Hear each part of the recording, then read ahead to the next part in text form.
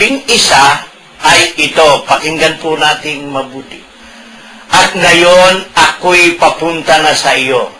Aalis na ako sa sanlibutan, ngunit nasanlibutan pa sila, Amang Banal. Ingatan mo sila sa pamamagitan ng kapangyarihang ibinigay mo sa akin. Alam mo, Kuya Mem, sino itong pinaiingat niya? Yung kanyang mga apostol.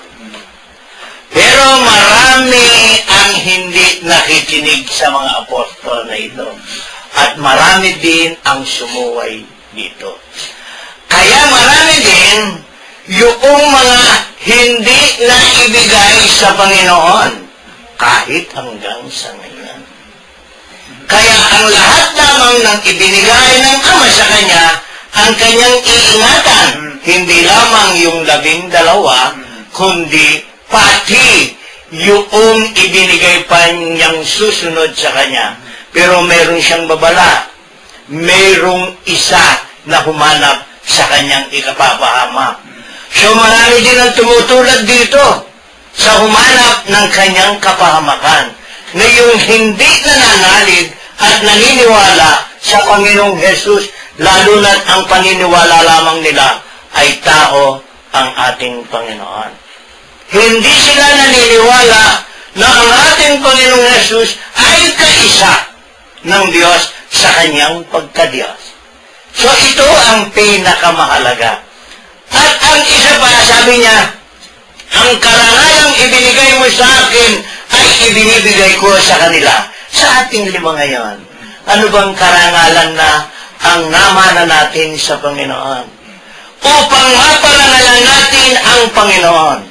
Dahil sabi niya, sa pamamagitan nila, ako'y pararangalan. Paano tayong napaparangalan natin ang Panginoon? Mabuti nga itong mag-ama napaparangalan ang Panginoon Jesus. Bakit? Ito'y napakasipag ng anak niyang si Grace, na idol Benito. Naglilingkod siya. Napaparangalan ang Panginoong Jesus ng dahil sa paglilingkod niya. Sana ang mga anak na lalo na't yung mga anak ng mga Katoliko, magkaroon sila ng anak at hikayatin ang anak, no? Doon sa paglilingkod sa Diyos. Kanina parang sinasabi ng idol Ben ko para siyang nagsisisi na dala niya itong anak niya no? Sa Panginoon upang maglingkod. Hindi. Dahil napaparangalan ni Grace ang Panginoon. Ito ang kanyang sinabi. Madiin na sinabi niya ito. Sana hindi lamang si Grace, lahat ng anak mo ay maparangalan ang Panginoon. At hindi lamang, sana pati yung ama at ina ay maparangalan ang Panginoon. At sinasabi ng Panginoong Jesus, Ama, nais kong makasama sila sa aking kinaroroonan. Sana, pagdating ng araw, na dumating na yung takdang panahon, kasama tayo ng Panginoon sa kanyang kaharian. Amen. Yan ang, so yun ang importante dito sa araw na nakikita natin dito, yung pakikipag-isa natin sa Panginoon. At yan ay magagawa natin sa pamagitan, lalo na tayo ay nakikipag-isa. Tama yung sinabi ni Kuya Bert, merong humihiwalay Diba? Meron talagang nahiwalay marami yung humihiwalay na hindi nakikipag-isa. At yun ang itinadalangin niya. Itinadalangin ng ating Panginoon na makaisa niya.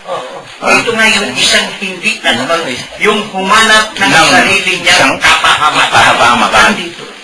Na hindi kaya si Judas yun Okay, baka maraming naguhudas. Diba? At ito maraming dahil sa pera.